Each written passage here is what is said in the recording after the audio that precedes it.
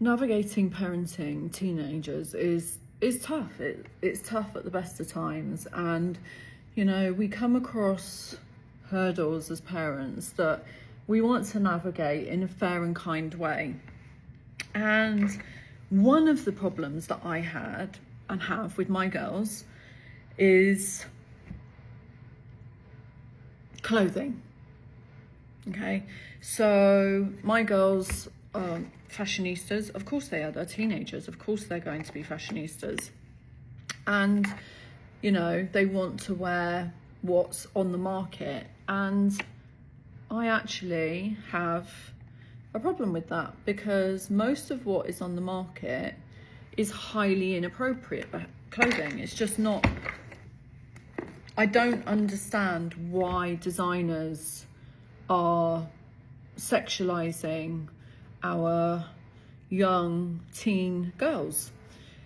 I had this battle with my 17-year-old who's nearly turning 18 when she was younger. I have this battle with Marley, you know, she's 13. It's not easy, and I've done videos on this, and lots of mothers, fathers, parents, guardians all agree with me that, well, a lot of them agreed with me that, you know, it's the clothing that's on the market is highly sexualized, and it's not appropriate for a teenager to be wearing, or a pre-teen to be wearing. And yet that's all there seems to be on the market. Muhammad Ali, obviously as a father, had similar strifes with his children. Even in the 60s, 70s, 80s, he had a lot of children, from what I can gather. And I saw an interview with him probably about 7 years ago. It was actually after I reverted to Islam, and it was when I found out that he was you know, a practicing Muslim. I knew he was Muslim, but I didn't really know that he was a practicing Muslim. And I saw this video, and in this video he said that his daughter came to him and he said this to her, and I will try and put it as close to his words as possible. He said to her, "Where do we find gold?" And she was like, "In the shops." And he said, "No, where do we find gold? On the earth, where is gold?" And she was like, "In the layers of the earth?" He said, "Yeah, you're right. We have to mine it, right? We have to we have to dig mines. We have to go down deep. We have to search hard with torches on our heads and little pickaxes and brushes. It's tough." And then he said to her, "Where do we find rubies?" And she was like, "Daddy, you know, it's the same. It's in mines." And he said, "Yeah, you're right." He said, "Are they easy to find?" And she said, "No." He said, "Can you see them easily?"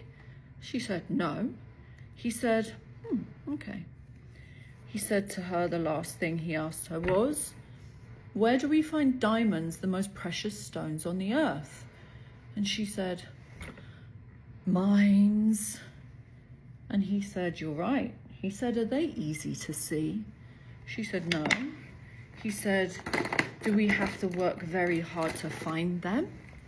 She said, "Yes." He said, He said, "Do you think that you are more valuable than diamonds, rubies, and gold?" "Of course, I'm a human being," she said.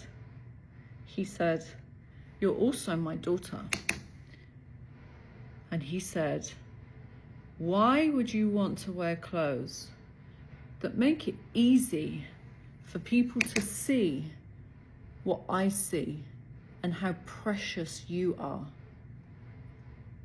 And that was the way he taught his daughters that dressing modestly was more important than following trends. I have always told my daughters this story since I found out. Sometimes it falls on deaf ears and sometimes they listen to me. But it is a beautiful story and it's true. We as young females are so precious, we're so delicate, and we are worth far more than all of the gold, all of the rubies and all of the diamonds in the world. So why would we want to put on show how precious we are? What a beautiful story in a way that he taught his daughter to dress modestly. And I thought maybe there are some parents out there who might need that analogy. So I thought I'd share it with you today.